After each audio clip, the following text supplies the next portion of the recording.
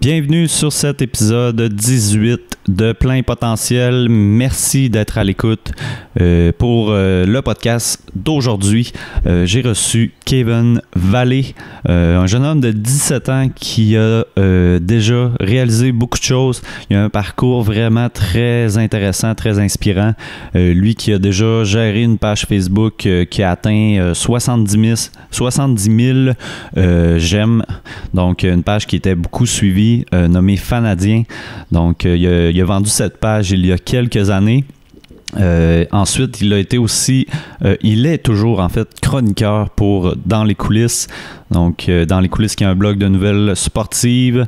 J'ai reçu d'ailleurs Maxime Truman dans un podcast précédent, qui est la personne qui a démarré Dans les coulisses, qui est le principal chroniqueur pour ce site. Sinon, Kevin Vallée, en plus de ça, il est aussi journaliste pour une radio dans le coin d'Ottawa. Donc, c'est lui qui s'occupe de suivre les matchs des 67s d'Ottawa, donc dans la Ligue d'Ontario, une équipe de hockey de la Ligue d'Ontario. Et en plus de ça, en plus de tout ça, Kevin a démarré tout récemment le site Alley-Oop, donc un site dédié aux nouvelles dans le monde du basketball. Le basket qui est vraiment en hausse de popularité là, récemment, avec les succès des Raptors de Toronto. Donc, ça vient à point. Donc, un site vraiment qui risque d'être populaire là, dans les prochaines semaines, prochains mois. Et en plus de tout ça, ben, Kevin a aussi annoncé durant mon podcast, au moment où ça sort, probablement que ça a été annoncé, il fera partie de l'équipe des chroniqueurs pour le 91.9 Sport. Donc, lui qui va avoir une chronique lors de l'automne qui s'en vient. Donc, énormément de projets pour lui. On a d'ailleurs parlé de tous ces projets-là durant le podcast, de son parcours. On a parlé aussi de succès et de ce que ça signifie pour lui, en fait, là, atteindre le succès et comment on peut développer des trucs pour atteindre le succès. Des sacrifices nécessaires aussi lorsqu'on a un projet ou un objectif en tête. Et bien sûr, on a parlé de tout ce qui s'en vient pour lui dans les prochains mois et prochaines années. Donc, très belle discussion avec Kevin. Définitivement un nom que vous devez suivre dans les prochaines années. Je suis persuadé que vous allez entendre parler de lui énormément. Si vous suivez le sport moindrement, donc définitivement une personne d'intérêt.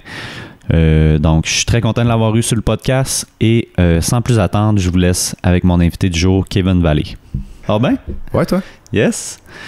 C'est toi qui m'avais écrit pour être sur le podcast, ouais. Ce qui est cool. C'est la première fois que quelqu'un... Ben écoute, j'aime ton projet. Je trouve que c'est bien de donner de la place à des entrepreneurs puis aux gens qui suivent leur passion sur un podcast puis de permettre de leur partager l'histoire. Donc, je trouve que c'est cool. Ouais, c'est ça. Puis j'aime partager justement le trajet que la personne a suivi pour se rendre où ce qu'elle est. Parce que c'est comme ça que les autres vont apprendre, en fait, là, comment se rendre là. Puis toi, tu as un parcours quand même très cool parce que là, tu as quoi? Tu as 17, 18 ans? 17, 18 en novembre. OK. Puis tu as commencé vraiment très jeune à être présent sur le web, à écrire sur des blogs. Tu as commencé avec Fanadien. Ça, c'est toi qui avais starté ça à 12 ans? Ben en fait, c'est plus complexe cette histoire-là parce que Fanadien, c'était, dans le fond, l'identité Fanadien, c'est moi qui l'ai créé parce que au départ, c'était une page que je suivais qui s'appelait Les Canadiens de Montréal, mais c'était pas la page officielle. C'est juste une page de gens qui partageaient les nouvelles puis qui, pendant les matchs, faisaient des publications pour interagir avec les amateurs. Okay. Puis, ces deux gars-là qui avaient cette page-là, dans le fond, ils cherchaient quelqu'un parce qu'ils n'avaient plus le temps vraiment de s'en occuper.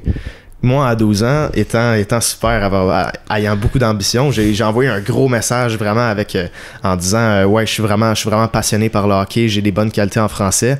Ils m'ont pris, puis à partir de là, c'est vraiment moi qui ai fait comme 90% des choses. C'est moi qui ai créé le site web, la nouvelle identité. Donc éventuellement, vu qu'il n'y avait pas le temps, comme j'ai dit, ça s'est tassé. Je suis devenu administrateur en chef, puis les choses ont fait en sorte quand j'ai bâti ma nouvelle équipe, ces 2 gars-là étaient un peu plus tassés du chemin parce que comme il y avait pas le temps. Ouais, ben c'était ça qu'ils voulaient dans le fond, là. Ouais, c'est ça. Ils voulaient quelqu'un, puis moi j'ai vraiment embarqué. Puis écoute, moi je revenais de l'école, puis je faisais des 4 heures sur mon ordi. Mes parents aimaient pas ça. Mes parents me disaient, je trouve que tu passes un peu trop de temps sur l'ordi, mais ils comprenaient pas que je faisais quelque chose qui allait éventuellement m'aider. Ils pensaient juste que j'avais du fun, mais finalement ça a valu la peine.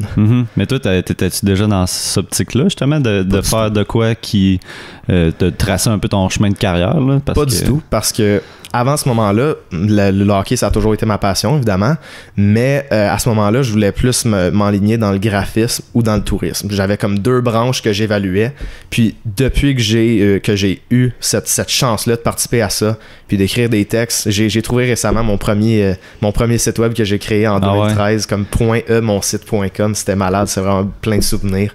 Donc, ouais, c'est le fun, puis ça m'a permis à partir de là de tracer mon chemin de carrière. Puis depuis ce moment-là, ça fait 4 ans que je savais que je voulais étudier en journalisme, puis maintenant je le fais. Je suis content. Mais t'avais déjà en tête des idées de job aussi jeunes que ça? Mettons, tu pensais aux touristes, tu pensais à des affaires de même, fait que t'étais quand même déjà un peu mature pour ton âge, tu pensais à ce qui s'en venait, puis ce que tu voulais faire de ta vie. Comme je t'ai dit avant qu'on commence, moi au primaire, j'ai skippé une année, donc j'ai passé la maternelle à la 2e année. Puis ça m'a forcé d'être avec des personnes plus vieilles, ça m'a forcé à vraiment devenir plus mature, puis d'avoir une attitude qui ressemblait plus à celle d'eux autres. Donc j'ai commencé à être plus mature dès ce moment-là, puis vraiment je voulais savoir où je m'enlignais dans la vie, puis j'étais bon à l'école. C'est là que ça a commencé vraiment, parce que avant comme je t'ai dit, j'avais des idées de carrière, mais je réalisais pas à ce moment-là que même cette année, j'ai des amis à l'école, puis ils savent pas qu'est-ce qu'ils font dans la vie. C'est assez impressionnant rendu aujourd'hui de voir comme wow, je suis déjà embranché dans ma carrière. Ah ouais, même moi ça a été long, là, puis j'ai changé de trajet aussi, là, à 16 ans t'as une idée, mais finalement c'est peut-être pas ça, là, Puis cette page-là a quand même atteint 70 000 likes entre tes 12 et tes 15 ans, donc en 3 ans. Puis c'était quoi l'idée derrière la page? C'était-tu vraiment de partager les nouvelles ou de créer des nouvelles? Au début, c'était vraiment de partager les nouvelles puis d'interagir, comme j'ai dit. Puis à la fin, on s'est plus transposé vers un site web. Donc on avait un site, puis j'ai engagé une équipe de personnes qui écrivaient des textes. On n'avait pas vraiment de structure, c'était plus vraiment comme quand tu voulais écrire, t'écrivais. Puis à partir de ce moment-là, il est arrivé certaines choses plus à la fin, mais on a quand même passé de 53 000 à 70 000 personnes. Je trouvais que c'est un super bel accomplissement. Surtout à mon âge, aujourd'hui, je le réalise plus, mais il y avait des personnes de 30 ans que comme leur patron, c'est un gars de 12 ans. Là. C'est assez bizarre quand j'y repense aujourd'hui. Là. J'ai de la misère à y croire maintenant. Ouais, quand même. Mais c'était vraiment une job pour eux? Eux, ils écrivaient pour le site. Je veux dire, on faisait pas d'argent. Donc, c'était un hobby. Il y en a plusieurs qui voulaient faire ça pour avoir de la pratique. Je sais qu'il y en a aujourd'hui. Écoute, l'année passée, Renaud Bourbonnais, c'était mon coloc. Puis, on s'est connus là-dessus. On est devenus des amis. On a réalisé qu'on habitait dans la même ville, proche de Montréal. Donc, on est devenus des amis. Il y a plein de monde qui se sont alignés dans le journalisme. Donc, c'était un peu une petite école. C'était un départ pour plusieurs. Puis, ça en a aidé plusieurs dans leur carrière. Ouais, mais quand même, tu gérais tout ça, puis t'étais quand même la personne qui leur disait quoi faire un peu, là. Un peu, oui, c'est pour ça que c'est bizarre quand j'y repense, Quand même. Puis ça impliquait quoi en termes de travail? Tu sais, tantôt, tu disais 4 heures, t'arrivais chez vous le soir. Ça a-tu été ça pendant longtemps ou éventuellement, quand t'as engagé du monde, justement, là, t'as mis un peu moins de temps là-dedans? Comme la première année, j'étais pas mal tout seul. C'est moi qui faisais les matchs. Parce que pendant les matchs, comme je t'ai dit, quand il y avait un but, on faisait une publication, puis on disait qu'est-ce qui s'était passé, on faisait des commentaires. Quand j'ai engagé du monde, ça a permis de faire qu'il y avait certains matchs d'autres personnes qui faisaient, puis c'était pas juste moi qui écrivais des textes. Donc ça a aidé beaucoup. Puis la structure est devenue un peu plus un peu meilleure parce que tu sais faire mettons la date limite des transactions dans la Ligue nationale quand t'es tout seul, c'est un petit peu difficile. Donc ça a aidé, ouais. Ouais, les gros réseaux sont toute une équipe là, exact. C'est du matin au soir. Ouais. Puis tu sais, ça pour toi c'était pas une job, mais quand même ça devait prendre beaucoup de ton temps. Après ça, il y a eu dans les coulisses. Ouais. Ça s'est-tu fait les deux en même temps? T'étais-tu encore dans Fanadien? Ou... Ça a embarqué par-dessus. Ça s'est chevauché un peu. Ça s'est chevauché un peu parce que dans le fond, quand j'ai mis la page à vendre, Max voulait savoir c'est quoi le prix. Donc j'y ai dit le prix. Puis au début, il voulait avoir deux des personnes qui écrivaient sur mon site pour travailler avec lui. Puis éventuellement, j'ai vendu à quelqu'un d'autre, un gars qui était éditeur de notre page, qui voulait la sauver. Parce que moi, à la base, je voulais pas que la page soit fusionnée. Je voulais juste plus vraiment m'en occuper. Je trouvais que je voulais faire quelque chose de plus gros. Puis éventuellement, je suis resté en contact avec Dans les coulisses. Jeff m'a formé. Puis éventuellement, j'ai commencé de quelques textes par semaine à devenir régulier comme je le suis depuis 2 ans et demi environ. Ça va bientôt faire 3 ans. OK. Fait que c'est lui qui t'a approché au début, Max, par rapport à la page qui était à vendre. Oui, puis après ça, il m'a transmis vers Jeff parce que c'est Jeff qui s'occupe du groupe de chroniqueurs. OK. Puis, mais dans les coulisses, ça, c'était vraiment ton premier emploi. Ouais. Là, tu commences à être payé. Là. Exact, parce que moi, j'avais jamais travaillé dans un dépanneur ou au métro. Ça a été ma première job. T'as pas eu d'emploi étudiant. Là. C'est ça, moi, j'ai jamais eu d'emploi étudiant. Puis, mais en fait, oui, j'en ai un, c'est dans les coulisses. Puis c'est le meilleur emploi étudiant du monde pour moi parce que je fais ce que j'aime, je fais mon horaire, je suis libre. Puis je suis bien payé. Comme, qu'est-ce que tu veux demander de mieux? J'ai pas besoin quand je suis à Ottawa de partir de chez moi puis d'aller travailler à un endroit. Je suis dans mon salon, j'écris des textes, je fais ce que j'aime. Fait que pour ça, faut vraiment je remercie Max puis Jeff parce qu'à mon âge, de me donner toute cette confiance-là, genre, c'est beaucoup. Ouais.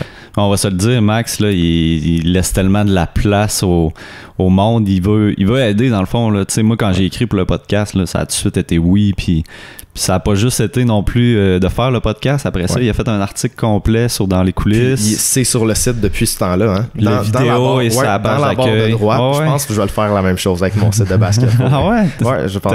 C'est de la bonne pub. Mais c'est vraiment smart. Tu sais, moi, je demande rien. C'est sûr, je demande tout le temps si c'est possible de partager parce que évidemment. L'aide du podcast, c'est des invités. C'est une question de marketing. Là. Tu veux avoir le plus de monde qui voit ton projet. Ça prend de l'aide de tout le monde, c'est sûr. Ah, et puis le fait qu'il soit sur la page d'accueil, c'est chaque jour encore, j'ai 20-30 vues. Il est tellement... J'ai vu sur ta chaîne YouTube, celui, c'est le qui a de loin le plus de vues. 3000. Ouais, ça continue. Ouais, fait que, toi, t'as pas eu d'emploi étudiant. T'as quand même un parcours... atypique. Ouais, atypique, on pourrait dire. Puis avec Dans les coulisses, là, t'écris quoi comme article en ce moment? Ben, dans les coulisses, c'est principalement de l'actualité. Donc, vraiment, c'est tout le temps... Admettons que je commence mon shift à 5h30 jusqu'à 10h. Ben, je suis sur Twitter, puis je regarde qu'est-ce qui se passe, puis je prends les plus grosses nouvelles ou les sujets les plus intéressants, puis je fais des textes. Okay. Puis, mais là, j'essaie un peu... Vers la fin du mois, je vais écrire des textes sur les espoirs du prochain repêchage. J'essaie un peu de me tourner plus vers l'analyse parce que je veux un plus comme élargir mes champs d'horizon parce que ça doit venir avec le temps, ça aussi. Parce que faire de l'actualité tout le temps, c'est vraiment le fun. Comme j'ai dit, c'est une job de rêve, mais t'as envie de faire quelque chose d'autre un peu. Puis c'est ça que je vais essayer de commencer à faire, ajouter un texte à l'horaire, puis faire que ça soit quelque chose que j'ai plus pensé, puis que j'ai plus vraiment... J'ai mis du temps dedans beaucoup. Là. Mais ça demande d'autres skills, j'imagine. Ça demande quand même des connaissances que t'as dû développer justement avec les années, puis que là, tu peux intégrer un peu plus comme... les talents que ça prend pour être un attaquant versus un défenseur, évaluer toutes les petites subtilités dans une game. Là. Moi, ma mentalité, ça a toujours été, tu sais, un joueur de hockey ou un joueur de basket, pour s'améliorer, qu'est-ce qu'il va faire? Il va passer sa journée sur la patinoire ou sur le court, il va pratiquer ses tirs, il va pratiquer ses feintes, son endurance, tout ça. Donc, pourquoi, quand tu es dans un domaine créatif ou d'entrepreneur, pourquoi tu fais pas la même chose? Tu peux te pratiquer, tu peux étudier la matière. Donc, moi, mon point de vue, ça a toujours été bon, je regarde des vidéos d'espoir, je regarde des vidéos sur plein de choses pour en apprendre le plus possible, je regarde les stats, les contrats. Pour devenir le meilleur, il faut que tu te pratiques, il faut que tu étudies. Puis ça a toujours été ma mentalité. Donc, c'est pour ça qu'aujourd'hui, je veux vraiment élargir mes champs d'horizon puis que j'ai acheté un autre sport en quelques mois seulement à mon arc, il y a quelques mois. Donc, c'est vraiment pour devenir plus polyvalent que je fais ça. J'aime ça que tu amènes ça de tout ce qui entoure le mindset pour être un athlète, que c'est important. C'est pas juste important les habiletés physiques, les habiletés techniques. Oui, c'est important, mais si tu as un mental nul, que tu le travailles pas ton mental, et que tu travailles pas non plus, que tu t'entraînes pas assez, il y a tellement de choses, c'est un tout, puis ça s'applique à tout, là, le travail dans la vie. C'est ça. Peu importe ce que tu fais de la musique, tu travailles dans un bureau, tu peux aussi travailler ton mindset puis t'améliorer là. C'est dans ta vie en général là. C'est pas juste le travail. C'est un mode de vie dans le fond. C'est ça.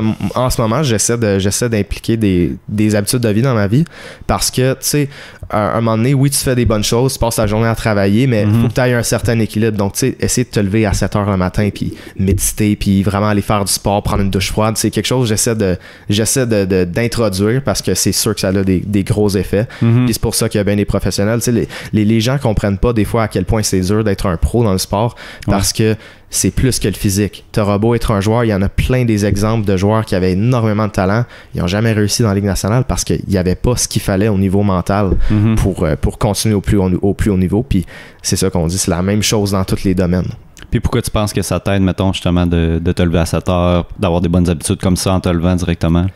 Ben, c'est juste, c'est un équilibre, tu sais. Comme je t'ai dit, je travaille très souvent, tu sais, cet été, je travaille peut-être de 5 à 8 heures par jour, même la fin de semaine, je travaille plus la semaine.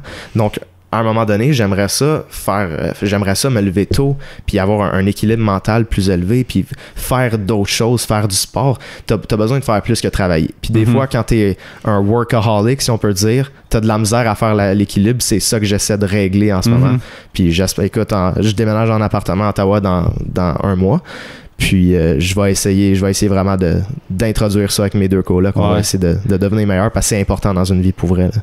Ça demande de prévoir aussi, j'imagine. Parce que discipline, tout. C'est ça. Ouais. Si tu le prévois pas que le lendemain, tu vas te lever à 7 heures et d'aller courir, tu vas te choquer. Là. Ben oui, c'est ça. Ouais. Puis là, tu as eu Fanadien, tu as eu Dans les coulisses. Tu es aussi journaliste pour le 94.5 FM. Ouais, ça, c'est à Ottawa. Ça, c'est à Ottawa. C'est la chaîne, pas la chaîne, la station de radio française là-bas. Okay. Et puis, j'ai commencé en janvier passé parce que Renaud, qu'on a parlé tantôt, mon coloc, il travaille là-bas puis il couvre les Sénateurs. Puis, moi, j'ai remarqué que les 67s d'Ottawa, qui était le meilleur club de la OHL l'année passée, il n'y avait personne qui les couvrait. Donc, on est allé le voir, on a pitché le projet. Évidemment, moi, je ne demandais pas être payé. La paye, c'est de l'expérience. Puis, j'ai commencé à aller au match en février jusqu'aux séries éliminatoires. Se sont rendus en finale, défaite crève-cœur, ce qui a été décevant. Ah ouais. Mais juste être dans le vestiaire, parler aux joueurs, côtoyer des journalistes, ça a été toute une expérience. J'imagine, ouais. Toi, c'est ce que tu veux faire, dans le fond. Là, fait que... Ouais, moi je me dirige plus vers ça. On dit des journalistes sur le beat. Vraiment, tu suis une équipe, en particulier sur la route et sur la galerie de presse. Moi, c'est ça qui m'intéresse le plus.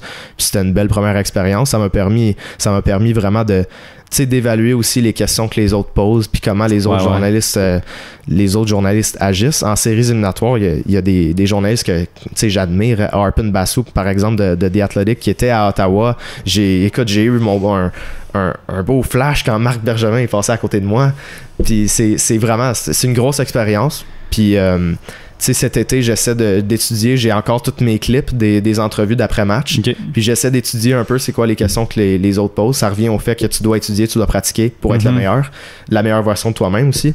Donc j'essaie d'étudier un peu ce que les autres font pour être le meilleur possible. Puis est-ce que tu réécoutes aussi celles que tu fais puis tu essaies de voir les choses que tu pourrais améliorer? Ouais, ben c'est ça en général parce que après un match, il y a deux types. Il y a le scrum d'après-match, donc c'est l'entraîneur ou souvent deux joueurs qui vont venir devant les médias puis tu es autour de lui puis tu y parles, ou tu peux aussi demander au PR pour une entrevue. Okay. Puis ça pour vrai, c'est là que j'ai un peu pris mon envol, je te dirais, parce que en série finale contre Guelph, les 67 jouaient contre Nick Suzuki de l'Espoir du Canadien. Ouais. Puis le dernier match à Ottawa, j'ai demandé au PR du Storm de parler à Suzuki. Puis à ce moment-là, j'ai eu une belle entrevue. Pour vrai, j'étais vraiment content. Puis là, je me suis dit, si je suis capable d'avoir une entrevue comme ça avec un joueur qui va jouer avec le Canadien dans les 2 prochaines années, plus rien qui va m'arrêter. L'année prochaine, je vais revenir puis je vais montrer à tout le monde que je suis bon puis je suis capable de faire des bonnes entrevues puis que je peux donner du bon contenu. Ça t'a donné confiance, là. Ouais, c'était... Je suis sorti de l'aréna à ce moment-là, je suis allé chez un ami puis j'ai dit, si un jour on se demande, ça va être quel jour où j'ai pris ma confiance en tant que journaliste. Ah ouais? Aujourd'hui. Ouais. Ouais, tu devais être sur un high, là. Ah ouais, j'étais vraiment content. Cette journée-là, il n'y a rien qui pouvait t'arrêter. J'ai mis de la belle musique dans l'auto. Ah ouais. C'est cool, ça. T'es déjà dans le monde. C'est cool aussi que tu aies proposé de faire ça gratuit parce que, tu sais, c'est vrai, tu l'as dit toi-même, c'est un apprentissage pour toi, puis je pense que tu as vu aussi une opportunité il y a personne qui couvre ce club-là, il faudrait que quelqu'un le fasse, puis c'est d'être tu dois être tout le temps à l'affût des opportunités comme ça. Oui, je surveillais un peu cet été, j'en ai moins trouvé. Renault retourne au sénateur, donc ça c'est quelque chose que j'ai dû tasser de côté. J'aimerais ça le faire dans le futur. Okay, ça va dépendre. S'il aurait quitté, t'aurais peut-être aimé ça, là. Ouais, j'aurais peut-être appliqué. Okay. Mais ça me dérange pas. Je suis vraiment content pour lui. Renault, c'est un super gars. Il est super bon dans ce qu'il fait. Puis l'année passée, je le voyais partir au match puis revenir avec le gros sourire. Je suis content pour lui. Il n'y a pas de compétition. Je suis juste vraiment content. Puis on est des bons amis. Puis écoute, je vais m'ennuyer de lui l'année prochaine en appartement. Mm-hmm. Mais là, vous allez être ensemble? Non, ben okay. en fait, c'est parce que vous étiez ensemble? Ouais, on était ensemble. Puis là, le truc, c'est qu'il y avait un emploi à Montréal. Puis moi, je viens de signer mon bail en fin de semaine. Puis il vient de se trouver un emploi à Ottawa pour l'année prochaine.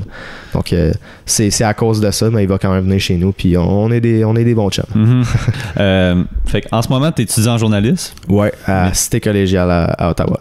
Puis c'est quand même cool, tu as déjà une job de journaliste en tant que tel. Ouais, c'est moins concentré sur le sport là-bas. Okay. Donc, tu sais, il y a beaucoup d'anciens de la cité qui travaillent, disons, il y en a un sur le Parlement à Ottawa pour Radio-Canada. C'est cool. Oui, j'ai déjà un emploi en journaliste. T'sais, on dit emploi parce que je suis pas payé. Là, je fais ça vraiment. C'est du bénévolat, si on peut le dire. Mais je suis déjà bien établi. Ça, c'est une bonne chose. Mais j'apprends encore. Là, on a fait notre premier reportage l'année dernière. Puis là, cette année, ça va être encore plus. On va faire un long reportage pour présenter à des journalistes. Donc, on apprend encore. Puis je me dis qu'on n'apprend jamais assez. Ça va être. C'est important, les études, pareil. Là. Ouais. Surtout dans ce domaine-là. Il faut que tu suives. Puis il faut que tu apprennes les choses qu'il faut. Ouais. Mais toi, tu vas être rentré quand même dans ce programme-là avec un bagage, là, ce qui t'a sûrement aidé à mieux comprendre certaines choses. Puis, c'est certain qu'en les deux ensemble, ça va se compléter. Exact. Comme en écriture, dans notre cours d'écriture, c'est sûr que j'étais un peu plus rapide parce qu'après, je pense que je suis rendu près de 2200 textes avec Dans les coulisses, quelque chose comme ça. Okay. C'est sûr, je suis rendu plus habile. Je suis rendu plus vite pour penser puis mettre ça sur l'ordinateur en même temps. Il n'y a pas de syndrome de page blanche. Là. Non, il n'y en a pas. Ça part de là à là. Exact. Ouais, ça m'a aidé, ouais. Ouais. Puis, c'est combien de temps, ça, ce cours-là? Ah, c'est 2 ans. Il y a une possibilité de faire le bac avec. Donc, c'est 2 ans du collège puis 2 ans à l'université. Mais je veux pas faire le bac. OK. Je voudrais plus aller à Toronto, peut-être faire un programme d'1 an en anglais. Puis, à partir de là, je verrai, tu sais, où les choses me mènent, parce que j'ai quand même beaucoup de projets. Puis, je sais pas encore, en sortant de là, où est-ce que je vais aller puis qu'est-ce que je vais faire et tout. C'est quoi tes autres projets en ce moment? Mes autres projets? Ben écoute, on a Alley-Hoop que j'ai lancé en mai, qui est extrêmement cool. Comme j'ai dit, j'ai fait un bel apprentissage vers le basket parce que je ne mentirai pas. L'année passée, à la même date, je ne pouvais pas te nommer un joueur de chaque équipe. Sérieux? Je pouvais pas. Ah ouais. Ensuite, Jeff puis moi, on a lancé Passion NBA. J'étais un peu son bras droit. Finalement, ça n'a pas duré longtemps pour des raisons personnelles à lui. Mais pendant ce temps-là, j'ai acheté, disons, NBA 2K19 sur PS4. Puis j'ai commencé à jouer. Donc là, t'apprends les joueurs. Puis à partir de là, la grosse passion qui est embarquée. Puis je regardais des vidéos sur YouTube. Je lisais des trucs sur le basket. Puis il fallait, à un moment donné, je me suis dit, c'est une passion. Je peux pas juste avoir cette passion-là sans rien faire. Faut que je crée un site. Faut que j'écrive là-dessus. Sinon, je serais pas capable. Faut vraiment que je fasse quelque chose pour ça. Surtout qu'au Québec, la couverture est pas aussi forte, disons, qu'ailleurs. Ouais. Ben encore là, j'ai l'impression que tu as vraiment saisi une opportunité, là, parce que au mois de mai, t'étais pas mal dans le hype. C'était-tu là, les séries? Ben oui, c'était le début. Quand on a lancé, c'était en 2e ronde contre les 76ers. Puis, mais moi, je m'attendais pas à un championnat, tu sais. Parce que dans NBA, tu t'attends toujours à ce que les Warriors gagnent, surtout dans les quelques dernières années. Donc, je m'attendais pas à ça. Puis, je me disais même que mon timing pour lancer le site était un peu bizarre. Durant, comme les séries? Ouais, durant les séries éliminatoires, je me suis dit, je devrais peut-être attendre à l'année prochaine. Puis, tu sais quoi? Si j'avais attendu à l'année prochaine, je m'en serais tellement voulu parce que ça a permis d'établir la base puis d'amener de l'intérêt envers le basket. C'est ça qui nous a aidé vraiment à s'ancrer. Puis maintenant, on s'est ouvert un nouveau site puis on commence à faire un petit peu d'argent grâce aux pubs. Donc, on a saisi une opportunité. On a pris un marché qui n'est pas exploité. Puis ça roule en maudit. Ouais, je pense que c'était un bon move de le faire cette année parce que le monde devait chercher des nouvelles en français. Ceci dit, RDS fait tout un travail. Ils ont vraiment ils ont step up. TVA Sport aussi. Mais ouais, RDS, leur couverture pendant les séries, ça a été super. Ils ont diffusé tous les matchs. Donc ça, faut leur lever notre chapeau. Et puis, c'est super de leur part, mais nous autres, on voulait apporter notre touche à cet univers-là. Ben, RDS, niveau télévisuel, il n'y a rien à redire, mais non, c'est sûr. Leur présence sur le web laisse un peu à désirer. Là. Je veux dire, c'est pas à jour, si on pourrait dire. Ben écoute, je dois te dire, puis je suis pas ici pour lancer des flèches, mais j'ai remarqué que depuis qu'on a lancé notre site, un petit peu plus de nouvelles de basket. Même chose pour TVA Sport. Ah ouais. Je pense que c'est une réponse.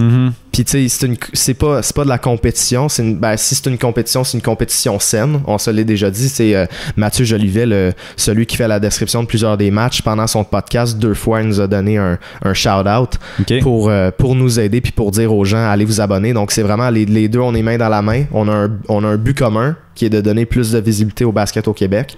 Puis c'est ça, on marche main dans la main vers un même but. Donc c'est vraiment le fun. Ouais. Vous suivez les deux la vibe NBA en ce moment qui est très forte. Là. Ouais. Je veux vraiment, comme j'ai de la misère, des fois je trouve que je veux être très humble. Mais des fois je me dis, tu sais, j'ai fait tellement de choses que c'est dur. Tu sais, je te dis mes accomplissements puis on dirait que je me vante, mais c'est pas ça. C'est juste, je suis vraiment fier du travail que j'ai fait. Tu sais, j'ai 17 ans puis je pourrais pas être plus fier de ce que j'ai fait jusqu'à maintenant. Là, mais c'est important de regarder en arrière puis de... Des fois on le fait pas assez là, c'est sûr qu'il y a un extrême d'être dans l'arrogance. Ouais, c'est sûr. Moi je veux vraiment m'éloigner de ça là. C'est pas ce que je veux, mais en même temps comme je veux que mes accomplissements comme c'est quelque chose qui est important pour moi. Ça me tient à cœur là. Ouais, c'est ça qui t'a mené où ce que t'es en ce moment là. Ouais, c'est important. Exact. C'est la mentalité que j'ai eue depuis le début. Ben justement tu parles beaucoup de mentalité, t'as l'air à lire beaucoup sur comment atteindre le succès, comment réussir dans le fond. C'est quoi selon toi dans le mindset qui peut t'aider à toi dans ton travail de journaliste ou n'importe qui en fait là? Ben comme je t'ai dit tantôt, il y a le fait de pratiquer puis d'étudier, mais il y a d'autres choses que tu peux, comme on a parlé aussi des habitudes de vie, mais il y a quelque chose que j'ai appris il y a pas longtemps, c'est que si tu es en mesure d'apprécier la défaite, que quand tu perds, t'aimes ça, puis que t'es capable de voir les bénéfices du fait que tu peux t'améliorer, tu peux prendre une défaite d'un point de vue positif, puis vraiment apprendre de ce que t'as fait, puis transformer ça en positif. Puis une fois que t'aimes perdre autant que t'aimes gagner, t'es presque invincible. T'as-tu un exemple d'échec ou de défaite que t'as eu puis qui t'a aidé dans le fond par après? Un exemple d'échec. Ben écoute, j'en fais des erreurs sur DLC. Je suis loin d'être parfait. J'en ai fait une l'année passée. Puis ça m'a aidé à devenir plus pertinent dans mes propos. Puis c'est quelque chose que tu dois apprécier. Tu dois apprendre à prendre la critique.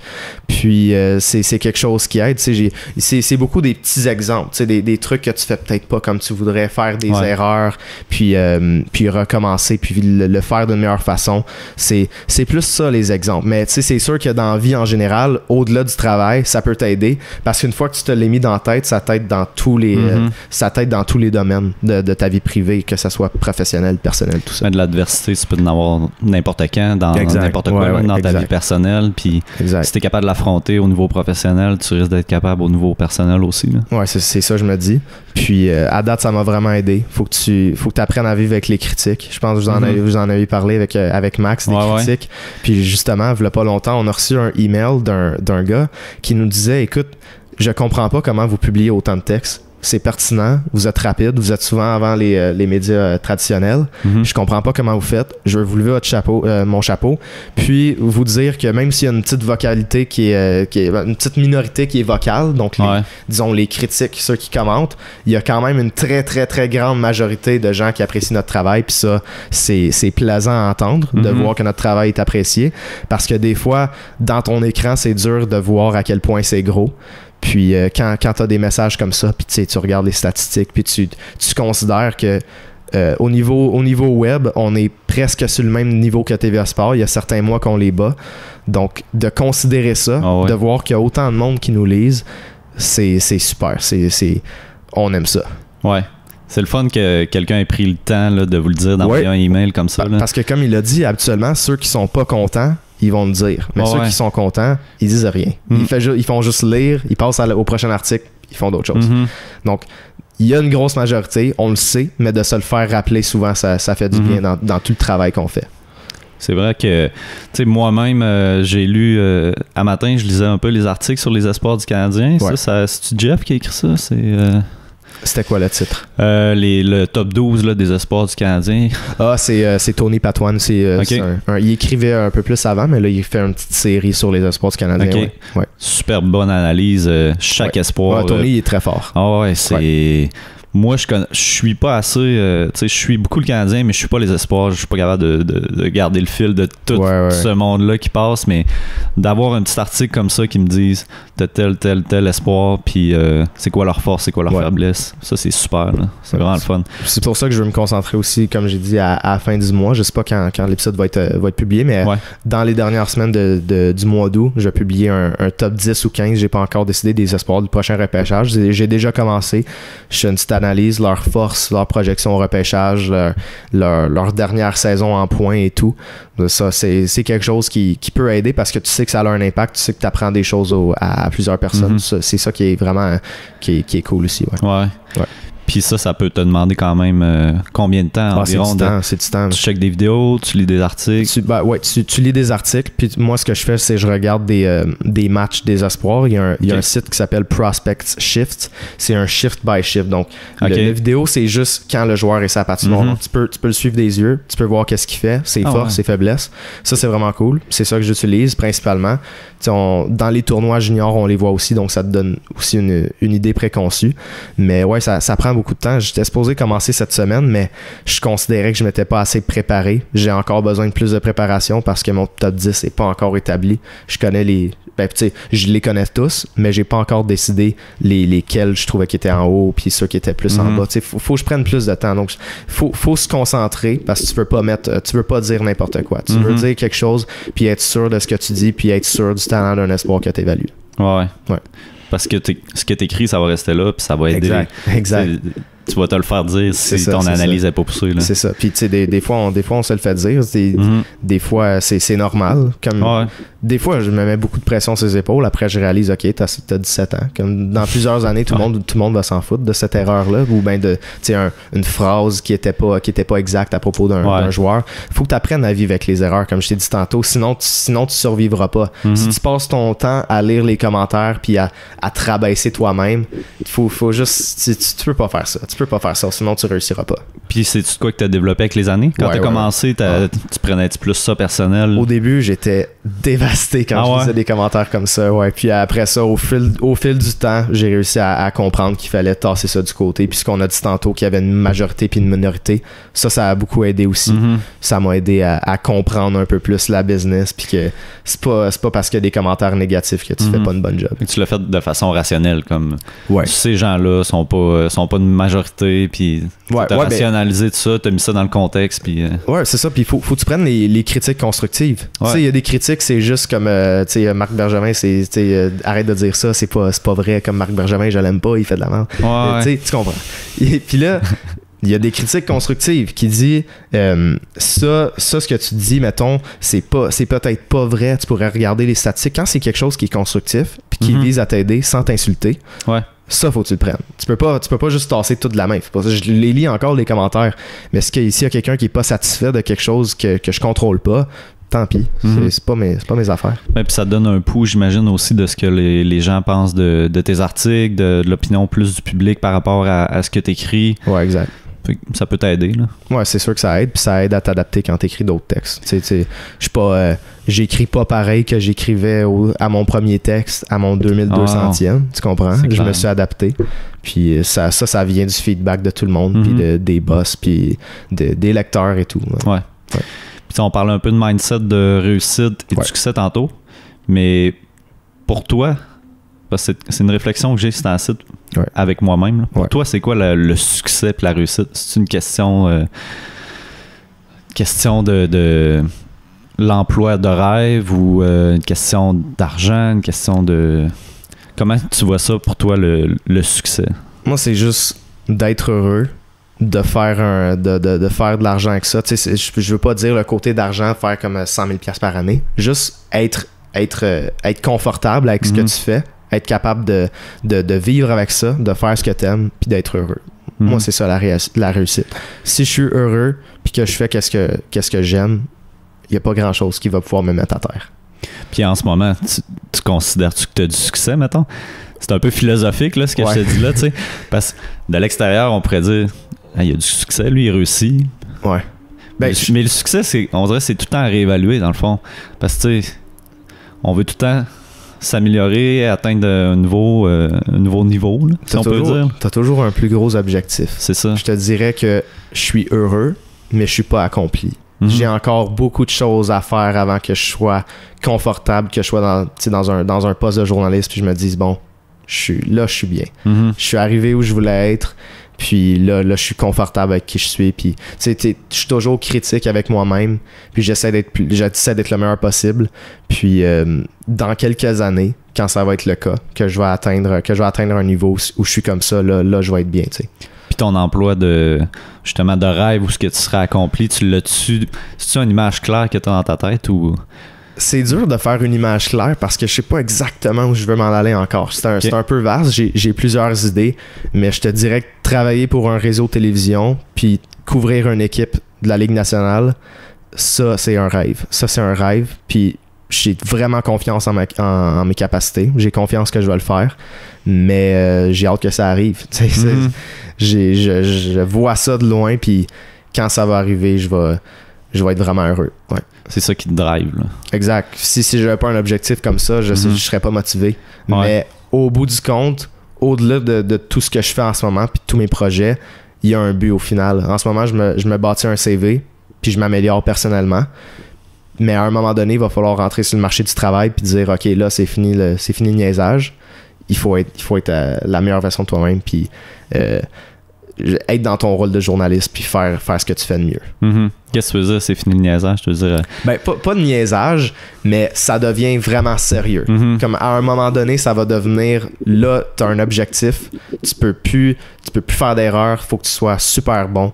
Puis c'est ça qui va arriver dans quelques années. D'où l'importance du poste que tu as en ce moment pour suivre les 67 d'Ottawa. Là, ouais, ça me donne l'expérience, ouais. C'est pour ça aussi que tu ne demandais pas nécessairement une paye, toi tu demandes juste l'expérience. Là. Exact. Puis dans plusieurs années, j'espère que je vais être payé. Mais pour l'instant, c'est pas quelque chose qui est important. Ouais. Je le ferais pas si j'étais pas confortable financièrement pour payer mes dépenses, pour payer mon appartement, tout ça. Mais je le suis. Je peux me permettre de le faire. Donc c'est un avantage pour moi. Fait que, il y a seulement dans les coulisses en ce moment qui te rapporte, puis qui me rapporte un petit peu Alley-Oop. Ouais, Alley-Oop, ben c'est parce que ça vient de commencer. Ça fait même pas une semaine qu'on a lancé le nouveau site web. Au début, on a vu des gros chiffres la première journée. C'est gros, c'est relatif, on met ça sur un mois. Puis après ça a baissé un peu, mais en même temps, on est au mois d'août. Au mois d'août, l'actualité, c'est pas à son plus haut. Ouais. Quand la saison va recommencer, on va être bien. Mais on va quand même faire un petit peu d'argent. On va pouvoir investir dans nos projets. Puis là, j'ai eu le conseil d'aller voir un conseiller financier dans une CDE Desjardins pour ouvrir une PME. Donc, c'est quelque chose que j'envisage. Puis je vais sûrement faire dans les prochaines semaines. OK. Ouvrir une PME? Ouais, ben, c'est une petite moyenne entreprise. Ouais. Pour avoir de l'aide financière. OK. Donc, ouais, c'est quelque chose qui va aider. J'ai parlé à un gars de Desjardins. C'est ça qui m'a conseillé de faire. Donc, il faudrait que j'appelle bientôt pour prendre un rendez-vous. Puis à ce moment-là, comme j'ai dit, ça va être de l'aide financière. Puis ils vont t'aider à... Parce que moi, côté business, j'en connais pas beaucoup. Mais au début, ma grosse question, c'était à quel point, c'est quoi la portion d'un budget, la portion du salaire net que tu dois donner, qui doit être pourcentage de salariés ou dans tous ces domaines-là. Donc, j'ai besoin de conseils parce que je pourrais pas faire ça tout seul. Puis si je le faisais tout seul, ça serait pas le meilleur que ça pourrait être. Tout le monde n'aurait pas le même rôle. Donc faut que j'aille débuter là. C'est ça, je peux pas commencer n'importe comment. Ouais. Faut que j'aille de l'aide, puis je suis capable de le dire que je suis pas le meilleur en business. J'aimerais le devenir, mais en ce moment j'ai besoin d'aide, ouais. Mais ça va te rapporter là, de suivre les bonnes étapes comme ça, puis d'y aller tranquillement, puis d'aller chercher de l'aide. Il y a aussi les formations en lancement d'entreprise. Je sais pas si tu connais j'en ai entendu parler aussi. Faut vraiment que j'évalue mes options. Ouais, c'est ça. Il y a plusieurs options. Ouais, il va en avoir plusieurs. Puis je veux avoir le feedback de, je veux pas juste prendre un rendez-vous, prendre qu'est-ce qu'on me dit pour ce que c'est, puis juste partir, puis embarquer. Je veux avoir plusieurs opinions pour voir qu'est-ce que je fais, c'est vraiment la bonne chose. Ouais. Fait que Allez-Hoop deviendrait une entreprise? Ouais. OK. Comme ça, on pourrait avoir de l'aide financière. C'est principalement ça. Ouais. Parce qu'en ce moment, avec les profits qu'on va faire, c'est long pour en amasser assez pour investir dans les choses. Bientôt, il faut payer notre site web qu'on a fait. Va falloir payer on va partir un podcast à l'automne. Il va falloir payer ça aussi. Donc, c'est quand même beaucoup de dépenses. Juste le site web, ça a coûté de l'argent pour le concevoir. Mais c'est aussi à chaque mois, tu as une facture pour le nom de domaine. Tu as une facture pour juste le fait de pouvoir avoir un site web. Donc, ça coûte de l'argent runner un site. Puis quand tu es à tes débuts puis que tu fais pas encore beaucoup d'argent, c'est souvent ça sort de tes propres poches. C'est ça. D'un début, tu tombes dans le moins, mais... Ouais. Le but, c'est vraiment d'aller à un endroit où on peut plus être dans le moins puis juste C'est ça, mais il faut souvent investir pour... Éventuellement, ça va rapporter, là. Ouais, éventuellement, je veux que ça soit un petit, un sidekick, là, quelque chose qui me rapporte du profit de côté, puis c'est quelque chose qui me passionne, fait que le plus loin que je vais pouvoir, je vais continuer à m'en occuper. Je suis vraiment fier de ça. C'est quelque chose d'original, comme je dis tantôt, c'est un marché inexploité. C'est quelque chose que j'adore, le basket. Donc, si on peut devenir pas le visage, mais comme un gros nom dans le domaine médiatique de ce sport-là au Québec, ça serait super. Puis quand tu regardes nos statistiques, on a du monde en Europe aussi beaucoup. France, Belgique, des pays d'Afrique, ça prend beaucoup de place. Donc écoute, ça roule bien, roule bien, puis on espère que ça va continuer comme ça. Puis le podcast, c'est quoi la vision que vous avez pour... On aimerait ça en faire un par semaine. On veut pas trop s'encombrer, mais on veut en faire un parce que je pense que s'il y a une chose marketing, ça m'intéresse beaucoup aussi. Puis il faut que tu sois sur toutes les plateformes. Tu peux pas juste être sur un site web ou juste sur Facebook. Faut que tu sois sur Facebook, Twitter, Instagram, Facebook, Spotify. Faut que tu sois sur le plus de choses possible. Faut que ton contenu, tu sois capable de l'envoyer sur différentes plateformes, sur différents formats. C'est quelque chose qui est important dans une business parce que à la fin, tu sais, un clic ou un vu, c'est mieux que zéro. Donc, tu veux en avoir le plus possible. C'est ça qui aide que vraiment que quand tu pars une entreprise, on envoie des fois des blogs qui sont partis puis ça dure pas longtemps. Il y en a un récemment. Puis tu vois pourquoi. Parce que il y a pas assez d'efforts, il y a pas assez de... C'est dur de runner un blog. Là. Ça paraît pas, mais c'est dur. Faut pas s'attendre non plus à ce que ça marche tout de suite. Exact. C'est un long processus. C'est ça, il y en a qui abandonnent rapidement parce que ça décolle pas, mais... Exact, ouais. Mieux vaut une légère progression qu'absolument aucune progression. Là. Ouais, exact. C'est comme ça, faut que tu le vois. Si on avait abandonné dès qu'on a eu une petite drop dans les statistiques, on serait pas où ce qu'on est aujourd'hui. Mais on l'est. Tu sais, c'est souvent... Jeff, c'est vraiment mon mentor. Pour vrai, il m'a vraiment... Tout ce qu'il m'a dit, c'est constance, patience. Ouais. Faut que tu sois constant, faut que tu publies autant d'articles à chaque jour, que tu sois patient. C'est pas tout de suite que ça va arriver. Éventuellement, tu vas pouvoir couvrir tes dépenses. Mais tu sais, moi je m'en fais pas avec ça parce que je le fais par passion. Comme c'est pas une question dans ma tête comme est-ce que ça vaut vraiment la peine de mettre 30$ par mois dans un site web. Oui, ça vaut la peine. C'est quelque chose que j'aime, c'est quelque chose que je veux faire. Puis c'est ce qui m'aide un peu à... Parce que quand j'ai rien à faire, je me demande vraiment qu'est-ce que je veux faire. Donc là, avoir plein de projets comme ça à faire, c'est intéressant parce que j'ai jamais de trou dans ma journée. J'ai toujours un projet sur lequel je travaille. Ouais. Puis t'as un tripeux de sport dans le fond? Ben ouais, je fais. Tu fais-tu du sport? J'en fais moins qu'avant parce que je suis assis dans mon bureau. Mais t'en écoutes. Ouais, j'en Surtout, écoute. Ouais, moi, je suis plus un gars dans mon divan. Mais ouais, je joue au basket. J'ai joué au tennis pendant un bout. Okay. Mais en tant que tel, ouais, je regarde plus. Mais c'est sûr que j'aimerais ça recommencer plus parce que c'est le fun, le sport. Tu sais. Ouais. Puis, c'est-tu justement un élément que tu as dû sacrifier pour mettre plus de temps au niveau professionnel? Pas vraiment, parce que j'ai jamais été vraiment comme très, très, très impliqué. Le sport que je faisais plus, parce qu'à l'école, j'étais, mettons, dans des programmes de sport. Donc, disons, en secondaire 5, j'avais 8 cours par truc de 9 jours. Donc, je faisais beaucoup de sport, mais en tant que tel, j'en faisais plus tout seul à l'extérieur, juste pour le plaisir. Donc, j'ai pas vraiment eu à sacrifier ça. Okay. Ça a jamais été ma priorité numéro 1. Y a-tu des choses que tu as dû sacrifier pour mettre l'accent sur tes projets? Est-ce qu'il y a des choses que j'ai dû sacrifier?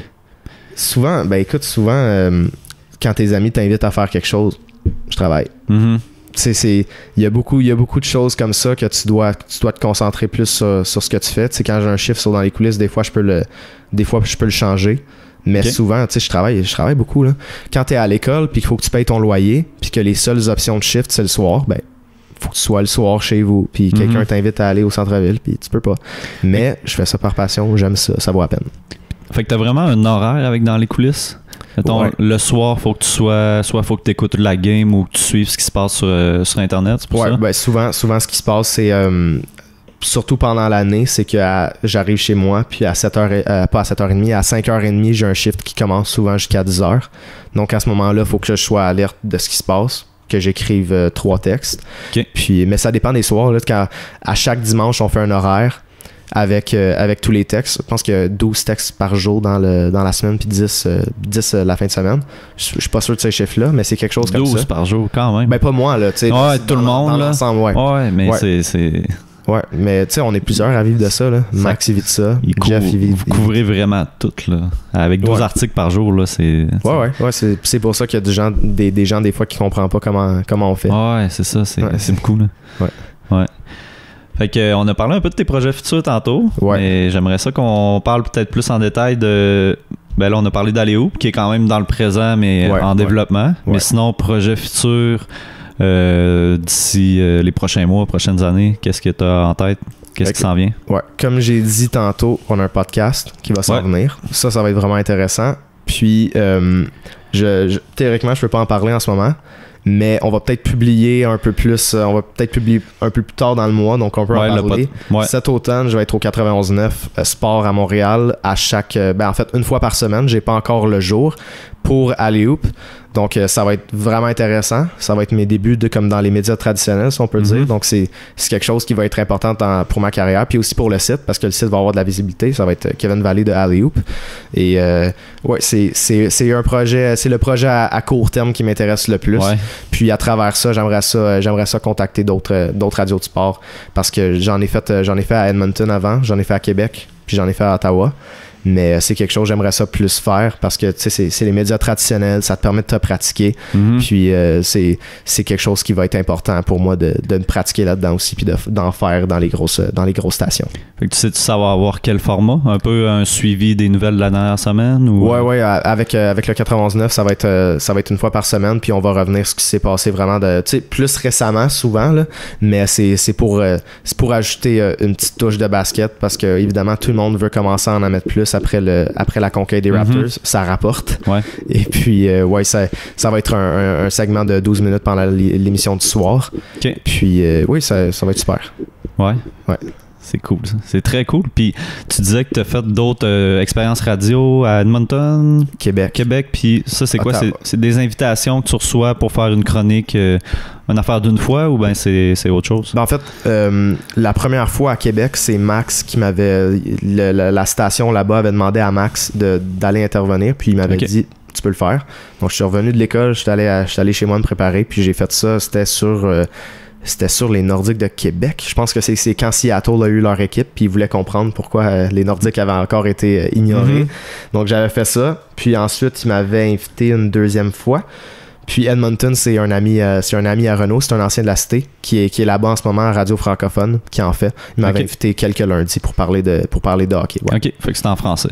Ouais, c'est tout en français à date. T'es-tu bilingue, toi? Ouais, je suis bilingue. Ouais, j'imagine, tu disais tantôt que tu fais des entrevues avec Suzuki et tout ça. Ouais, ça a aidé beaucoup, là. Puis c'est parce que j'ai fait un programme intensif au primaire en anglais. Donc, c'est là que je suis devenu plus bilingue. Puis moi, personnellement, qu'est-ce que je consomme, ces réseaux sociaux, sur YouTube, tout ça, c'est plus en anglais. Donc, à ce moment-là, tu t'habitues plus, tu es plus capable de parler en anglais. Tu t'habitues au niveau de l'oreille, mais le parler, il faut vraiment que tu le pratiques. Là. Ouais, c'est ça.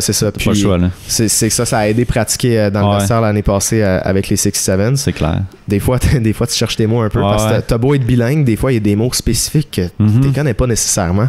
Ça a aidé. Puis si je veux travailler en anglais éventuellement, comme je t'ai dit, je vais aller faire un programme à Toronto peut-être pendant 1 an. Je vais avoir besoin d'être bilingue puis de parler vraiment bien anglais. Si je veux continuer en anglais, il va falloir que je le fasse aussi. C'est important pour être dans le journalisme. Si t'es pas bilingue, tu vas avoir de la misère. Ben puis quand on compare, mettons, avec les grosses stations, certains journalistes très connus qui ont eu de la misère avec leur anglais dans la dernière année. on va pas nommer de nom. Non. J'ai beaucoup de respect. J'ai beaucoup de respect pour les journalistes. Pour vrai, c'est pas donné à tout le monde. Puis oui, on parle de Renaud Lavoie, évidemment. Mais moi, je me mets à sa place. Sur la glace du Centre Bell avec un joueur en après-match, avec 20 000 personnes qui crient dans les oreilles. Peut-être moi aussi je ferais une petite erreur de temps en temps. C'est beaucoup de pression là. C'est moi, clair. Je veux vraiment donner beaucoup de respect aux journalistes parce que je le vois que c'est une job qui est difficile. T'es tout le temps sous le regard du public. Tout ce que tu dis, tout le monde va le voir. Donc c'est difficile, puis j'ai beaucoup de respect pour ça. J'imagine que un peu comme toi tu disais tantôt, lui il faut qu'il fasse une barrière de ça puis qu'il soit capable d'en rire puis qu'il se dise puis je vais essayer de m'améliorer pour les prochaines fois. Écoute, tout le monde que j'ai entendu parler de Renaud Lavoie, autant Renaud qui l'a croisé au Sénateur ou Jeff qui le connaît personnellement, Renaud Lavoie c'est un bon gars là. C'est une mauvaise conception de dire que le gars est prétentieux. Moi je pense que tout ce que j'ai entendu c'est que c'est un super gars, super sympathique, pas hautain. Donc c'est pour ça que oui je les vois les critiques, mais souvent j'ai envie de défendre parce que je sais que c'est pas une mauvaise personne. Ouais. Mais c'est ça, c'est l'internet. C'est sûr, tu fais une gaffe, puis il va y avoir quelqu'un qui va la sortir en mime. Exact. T'es fait. Ouais. Ben écoute, on a pas mal fait le tour. J'espère qu'on va pouvoir regarder dans le montage ton annonce pour le 91.9. Ouais. Sinon, ben ça va couper là. Mais je suis content de t'avoir eu. Merci. D'être venu à Trois-Rivières pour le podcast. Fait que pour les auditeurs, où qu'on peut te suivre en ce moment? En ce moment, on peut me suivre via Dans les coulisses, donc plus quelques textes par jour souvent. On peut me suivre sur Twitter au @KevinMVallée et sur Twitter sur mon compte sur le compte de Alley-Oop aussi, donc Alley-Oop Québec. Puis Alley-Oop Québec est sur Facebook aussi, je crois. Puis le Instagram, site officiel. Twitter, puis le site officiel qui est alleyhoopqc.com. C'est good. Ben merci. Ouais. Ben merci à toi de m'avoir accueilli. Puis bonne chance pour tes projets futurs. Merci toi aussi. Je pense que si tu continues de même, il n'y aura pas de trouble. Merci.